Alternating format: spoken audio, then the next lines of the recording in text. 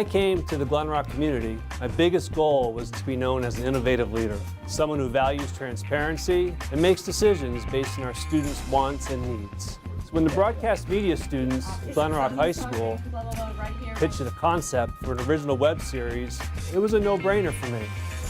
Together, we developed a show for the community, by the community. And we are ready to share your story right here, right now on Charleston in Charge, Season 3, Take 1. Welcome back to Season 3, Episode 2 of Charleston in Charge. Last time we met, I sat down with Mrs. Rivera, our assistant principal of the high school, and Mr. Ferrara, the assistant principal for the middle school. On today's show, I'll introduce you to Mr. Klump, the student assistance counselor at Glen Rock Middle and High School. We will shine a light on mental health topics to emphasize the importance of seeking help and finding ways to alleviate stress. Sometimes it's hard to tell if someone is struggling, and it's important to recognize and understand some common signs, especially during Mental Health Awareness Month. That is exactly what Mr. Klump and I will be going over in today's episode of Charleston in Charge.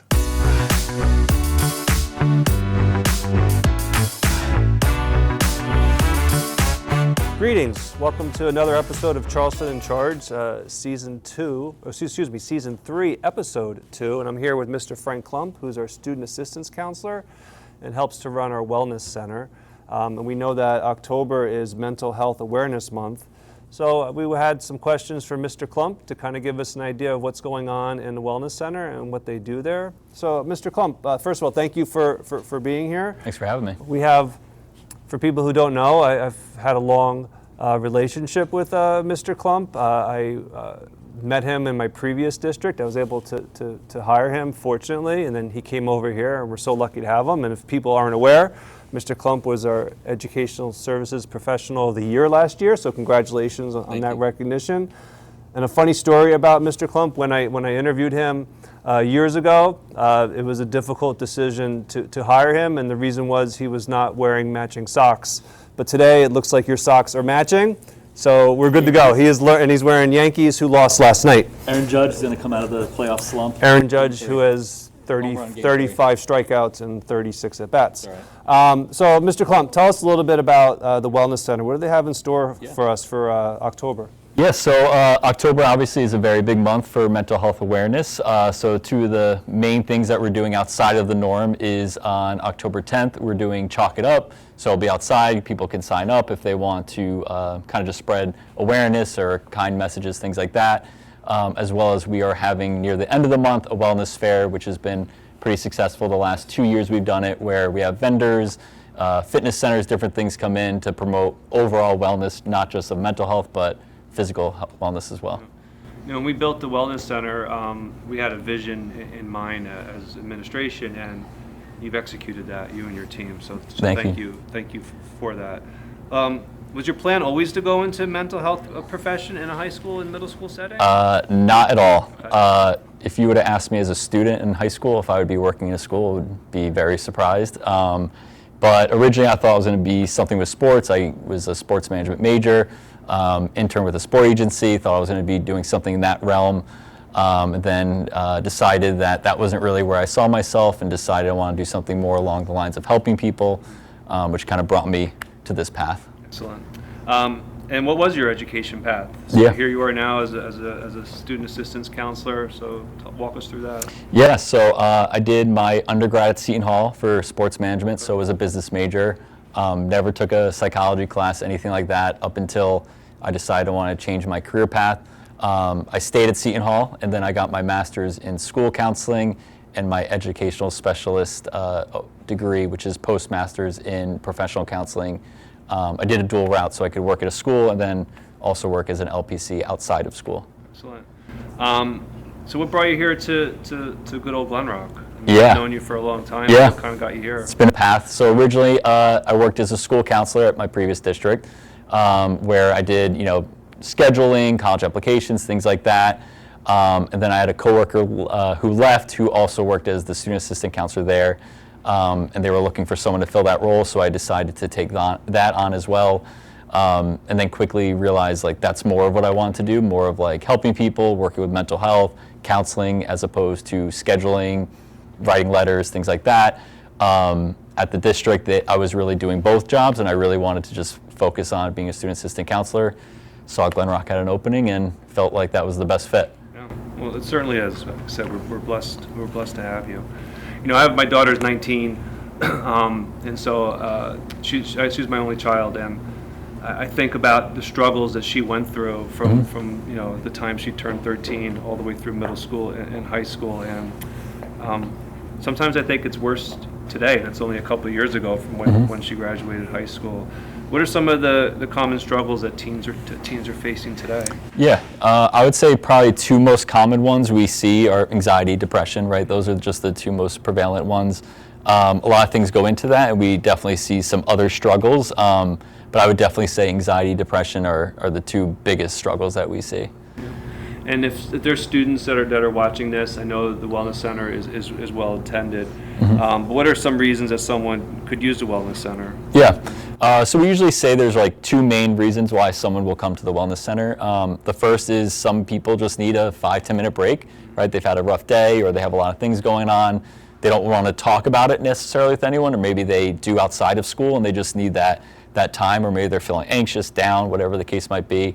So the Wellness Center is there for that reason, as well as someone would want to talk about what's going on. Myself, Ms. Riegler and Ms. Patelli are great. They've been a huge resource as well for the Wellness Center.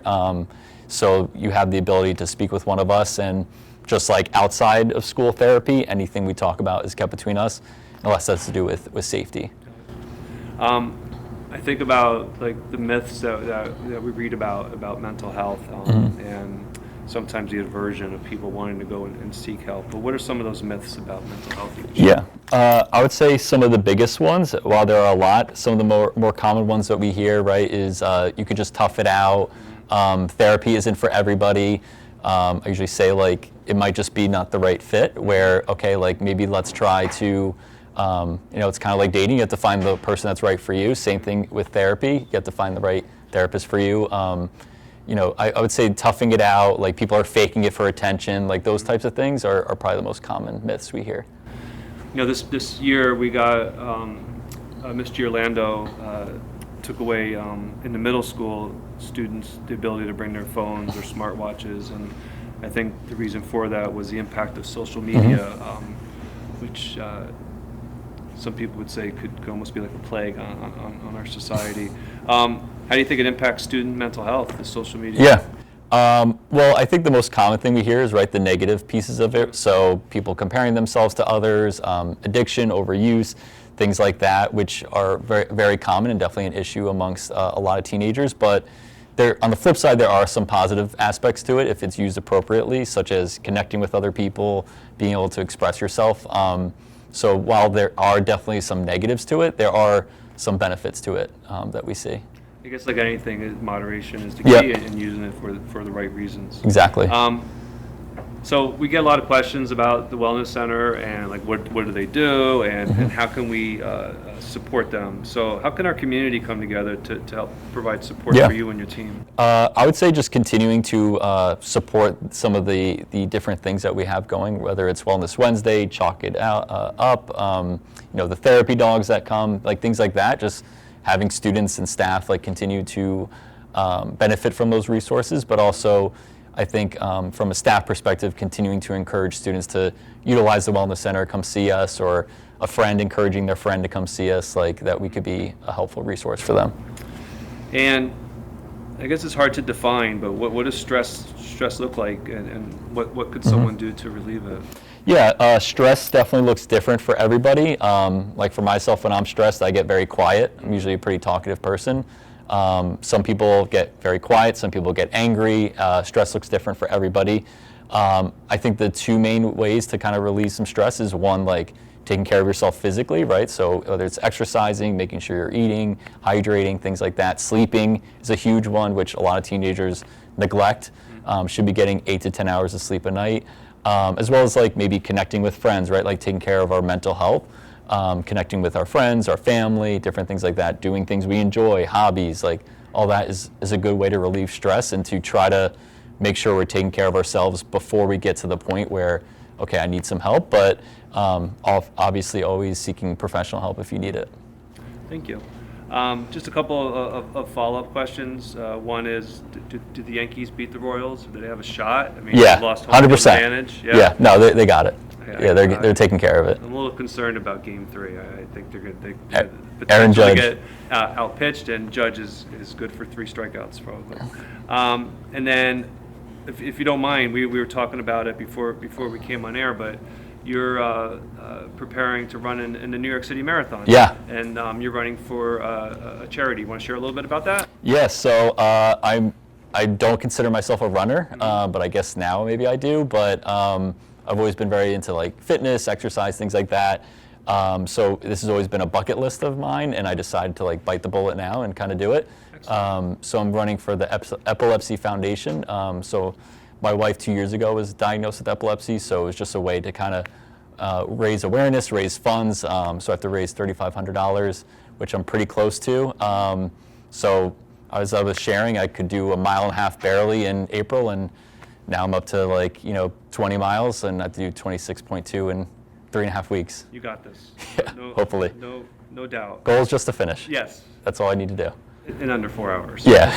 Yeah. Well, we're very, very good. Very lucky to have you here on staff. I can't think of anyone better to really help start the Wellness Center and to kind of oversee it. And so, again, I think our students and our community are fortunate to have you here. To wrap this up, traditionally segment 3, which is the rapid fire questions, we usually do, but today in honor of Mental Health Awareness Month, the Charleston in Charge crew and I decided to come up with some helpful mental health tips to help students and families, and we'll be sharing those right now.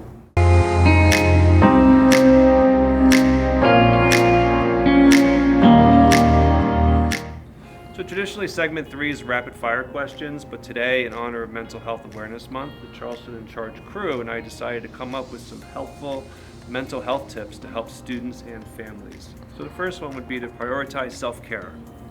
Yeah, and some other ones, seek fresh air, get some good sleep, stay connected, breathing techniques, limiting social media use like we kind of talked about, that could be a big thing. Hang out with friends and family, enjoy hanging out with and surrounding yourself with just good people, good vibes, practicing mindfulness. If we're having negative thoughts, challenging those, staying physically active, some of the ones that I would recommend. What about stay in the moment? What does that mean?